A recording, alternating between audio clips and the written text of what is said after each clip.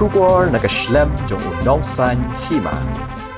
Ka PNR JRFC kalajam syaka quarter final Hakalumpung Golden Jubilee Knockout Football Tournament RJR Pesau balapanyat dengan Nonglang SC hadian bakalala ban Pynliem no ya ka Teilang SC da Shiko Lanot haka jingilek kai ke balalong haka arpindu dari Urisau RJR Pesau haka madan pendan Yolingdo Nonglang Southwest Khasi Hills District ya ka tiga Shikul jong ka PNR JRFC layo ban thap da Uboylan Son Pynliem haka minit ke ba arpindu jong ka kalastam kumjuru Uboylan Son Pynliem ulayo ra ya ka nam rangielek kai bakan saitam Hakatiga sengi, bat ya kakusnam layo bansam da uba sentar lin snaitang, Presiden jong Nonglang SC. Nonglang SC kalau pentip bru bagi jingilek kai ke banbut, kata hakalai pue dari Urisau RJR Pesau, long hapdeng ke Yateli SC, persya ya ke mau senrap SC.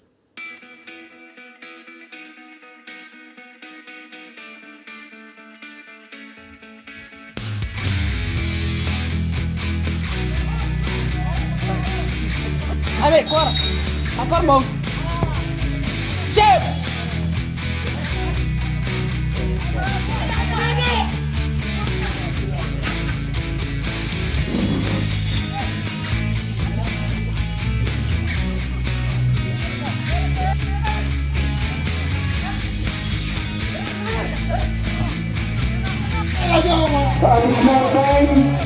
Lara kau beri kadang kau beri. Kau ini apa? Kau ini manu badai nampak berpenjor. Rumah apa dia weh?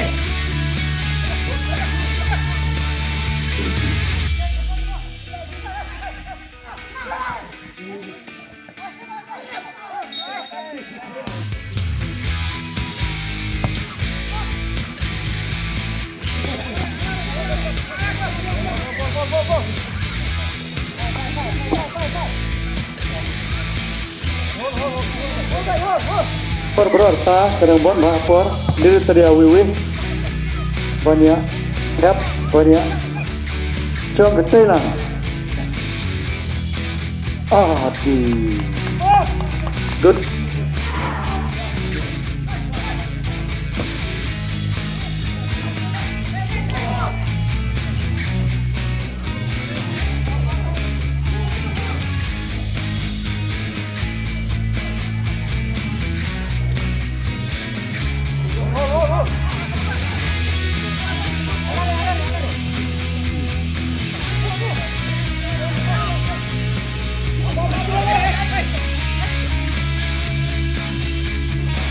Kira sama, kira.